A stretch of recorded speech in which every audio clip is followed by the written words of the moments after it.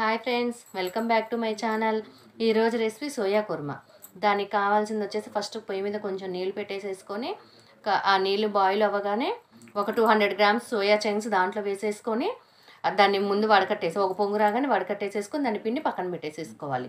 Next ఒక mixie jar తీసుకొని ఒక 10 మిరియాలు, ఒక చిన్న 2 లవంగాలు, 2 యాలకులు, మనం తీసుకునే సోయా క్వాంటిటీని బట్టి మనం అవన్నీ వేసుకుంటూ పెంచుకుంటూ ఉండాలి మసాలాలు.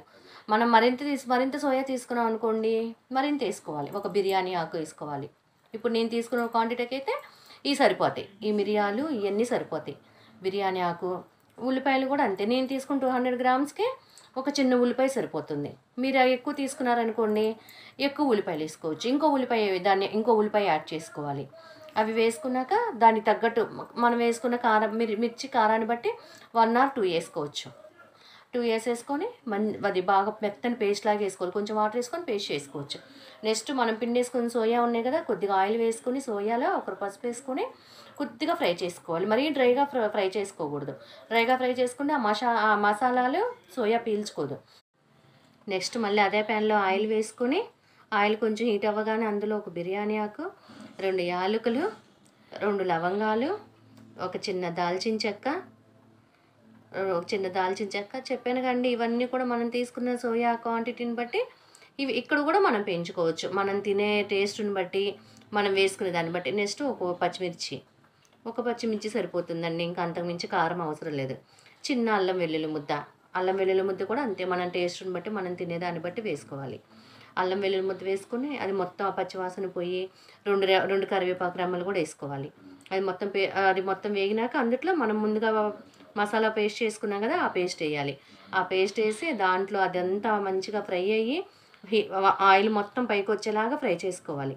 ఇది మాత్రం హైలో పెట్టకూడదండి. మీడియం ఫ్లేమ్లోనో లోలో పెట్టుకొని ఫ్రై చేసుకోవాలి. హైలో పెడితే అది మాడిపోతే కూర టేస్ట్ అంతా మారిపోతుంది. అందుకని అస్సలు హైలో పెట్టుకోకూడదండి. కూర అస్సలు మాడకూడదు. కూర అడుగంటిందంటే ఆ మసాలా టేస్ట్ మారిపోతుంది.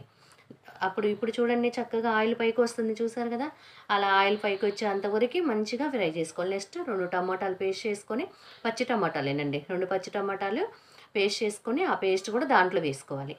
ఇప్పుడు ఆ 2 కూడా మంచిగా వేగాలి. ఇప్పుడు ఈ రెండిట్లో ఉన్న ఆయిల్ మొత్తం వాటర్ మొత్తం పోయి ఆయిల్ పైకి వచ్చేంతవరకు మళ్ళీ ఫ్రై చేసుకోవాలి దాన్ని. చూడండి, అలా మంచిగా ఏగుతుంటే ఎంత కలర్ఫుల్గా ఉందో. అది చాలా కలర్ఫుల్గా ఉంటుంది. నెక్స్ట్ కొంచెం పసుపు, అది వేగుతుందనే పసుపు, సాల్ట్, రుచికి సరిపడా సాల్ట్, కారము, కొంచెం వేయించి పొడి చేసుకున్న ధనియాల పొడి వేసుకొని అవి మొత్తం మంచిగా వేగేలాగా చేసుకోవాలండి. అవి మొత్తం వేగుతూ ఉంటే ఈ మొత్తం కూడా మీడియం ఫ్లేమ్లోనే పెట్టుకొని చేసుకోవాలి. హై ఫ్లేమ్ అసలు పెట్టకూడదండి. నెక్స్ట్ తర్వాత వచ్చేసేసి అది మొత్తం ఫ్రై అవ్వగానే సోయా వేసుకోవాలి. మళ్ళీ మనం పిండి ఫ్రై చేసుకున్న సోయా ఉంది కదా, ఆ సోయా వేసుకొని మంచిగా కలుపుకొని మనం దానికి తగ్గట్టు కొంచెం 300 ml 400 ml వాటర్ యాడ్ చేసుకోవాలి. వాటర్ ఇప్పుడు పెట్టుకోవచ్చండి. ఇప్పుడు హై ఫ్లేమ్లో పెట్టేసేసుకొని మంచిగా ఆ మసాలా అదంతా కూడా సోయా పీల్చుకుంటుంది. సోయా చూడండి ఎంత వాటర్గా ఉందో. ఇది కనుక మనం ఒక 8 మినిట్స్ ఆర్ 10 మినిట్స్ అలా బాయిల్ చేసుకుంటే అది మొత్తం సోయా పీల్చుకొని ఎంత దగ్గరగా అయిపోతుందో చూడండి. చాలా బాగుంటుంది కూర. చపాతీలో కానీ పూరీలో కానీ చాలా బాగుంటుంది.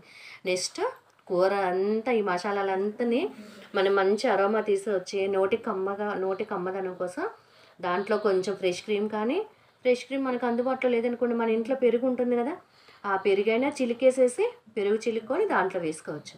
దాంట్లో వేసుకొని అది మొత్తం మంచిగా కరిగేలాగా మొత్తం బాగా మంచిగా కలుపుకొని మొత్తం కూర దగ్గర అయ్యేంత వరకు ఉంచుకోవాలి. ఇప్పుడు ఇది చపాతీలోకి చాలా బాగుంటుందండి. ప్లస్ కూర కూడా తొందరగా అయిపోతుంది.